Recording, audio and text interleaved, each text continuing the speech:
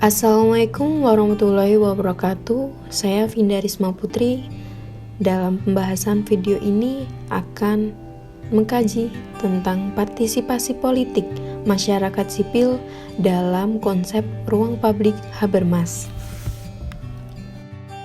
Saya merumuskan 3 pertanyaan dalam kajian ini, yakni yang pertama, bagaimana ruang publik sebagai sebuah ruang untuk kepentingan bersama, mendukung masyarakat sipil dalam berpartisipasi dalam kegiatan politik. Kemudian yang kedua, bagaimana gambaran aktivitas masyarakat sipil yang tergabung dalam organisasi-organisasi non-pemerintah atas keterlibatannya dalam sistem politik negara. Yang ketiga, apakah dengan adanya partisipasi masyarakat sipil dalam proses demokrasi di Indonesia mampu mewakili peran rakyat secara luas? Dalam kajian ini didasarkan pada konsep ruang publik yang dikemukakan oleh Jürgen Habermas. Menurut Habermas, ruang publik ini merupakan sebuah ruang di mana warga negara bisa berunding atau melakukan diskusi mengenai hubungan bersama mereka, sehingga ruang publik ini menjadi arena institusi untuk berinteraksi pada berbagai permasalahan-permasalahan yang berbeda. Dalam ruang publik ini, private person bergabung untuk melakukan diskusi tentang masalah yang menjadi perhatian publik atau kepentingan bersama. Adapun tujuan dari ruang publik ini yakni sebagai mediasi antara masyarakat dan negara, yang mana publik mengorganisirnya sendiri sebagai opini publik.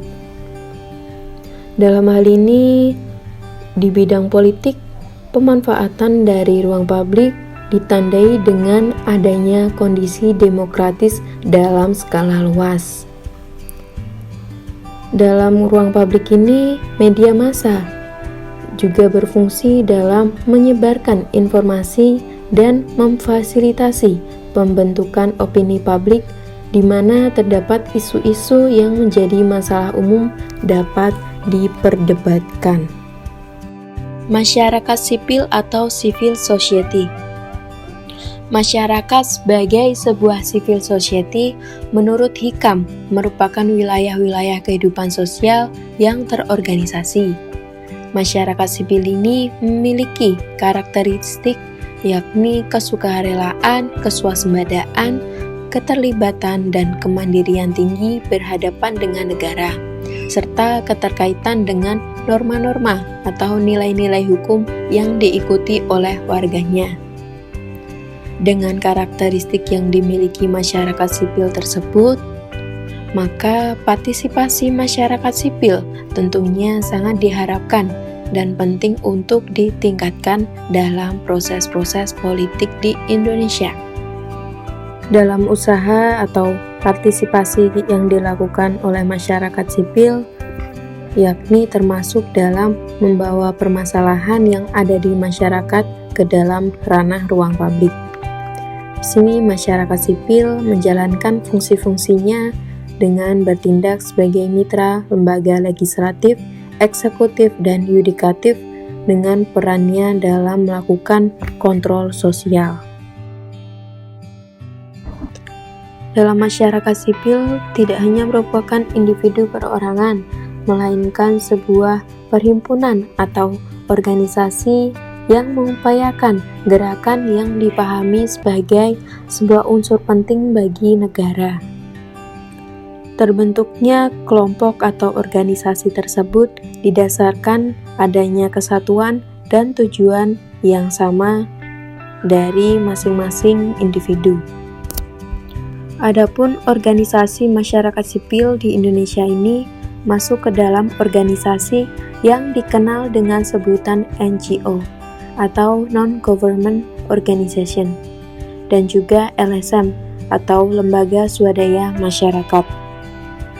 LSM yang dimaksud ini bersifat mandiri dan menjadi penyeimbang serta pendamping pemerintah atau negara. Kelompok atau organisasi masyarakat sipil tersebut kemudian dikenal sebagai Civil Society Organization atau CSO. CSO ini tentunya berperan penting sebagai unsur atau elemen kritis pemerintah dalam mengupayakan atau mengusahakan sebuah kepentingan publik dan menjunjung tinggi nilai dan norma demokrasi. Peran kritis CSO diwujudkan dalam agenda-agenda reformasi, yakni dengan melakukan upaya menegakkan supremasi hukum, otonomi daerah, pemerintahan yang bebas dari KKN, mempengaruhi kebijakan publik, dan pengawasan dalam kekuasaan negara, dan lainnya. Kemudian kontribusinya dalam proses demokrasi. CSO menjadi penyedia wahana sumber daya politik. Dalam hal ini terkait pengawasan dan menjaga keseimbangan pejabat negara. Kontribusi selanjutnya yakni CSO menjadi wahana pendidikan pimpinan politik. CSO juga turut serta dalam menjaga stabilitas negara. Adanya pluralisme yang terdapat dalam masyarakat sipil menjadi dasar penting bagi persaingan demokratis jika terorganisir. Kontribusi-kontribusi CSO dalam demokrasi tentunya menjadikan CSO sebagai bagian dalam pemerintahan yang juga dapat mendorong agar tercipta tata kelola pemerintahan yang baik. Partisipasi civil society dalam kajian ruang publik.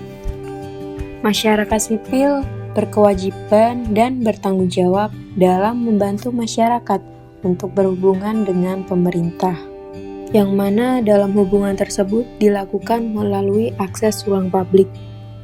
Dalam hal ini termasuk pada terbukanya akses pada informasi yang mudah didapatkan melalui media massa sebagai forum publik. Dalam ruang publik ini memperdebatkan atau mendiskusikan berbagai ragam kepentingan publik yang didasarkan pada dinamika masyarakat sipil sebagai aktor dalam ruang publik. Dengan semakin majunya teknologi modern, khususnya media online atau media massa, menjadi salah satu ruang publik modern yang mudah untuk diakses secara bebas oleh seluruh masyarakat. Hingga media massa di sini memiliki fungsi di antaranya yaitu menjadi media penyedia informasi dan sebagai platform dalam menyebarluaskan serta menghimpun opini-opini publik. Sehingga dalam ruang publik ini masyarakat sipil dapat mendiskusikan tentang segala peristiwa maupun isu-isu yang muncul dari media massa yang terkait pada sistem pemerintahan negara.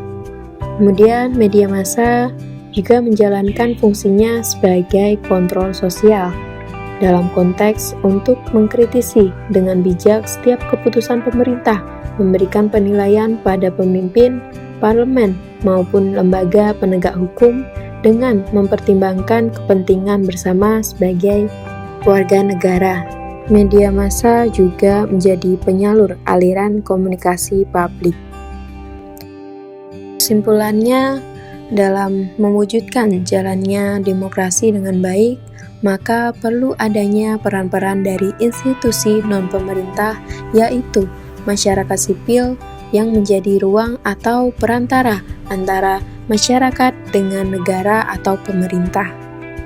Dengan fungsi-fungsi yang dijalankan oleh masyarakat sipil, setidaknya mampu mewakili masyarakat dalam perwujudan demokratisasi yang adil bagi seluruh rakyat Indonesia. Adapun organisasi masyarakat sipil atau CSO ini berpotensi penting dalam demokrasi, yakni dalam mendorong terciptanya tata kelola pemerintahan yang baik.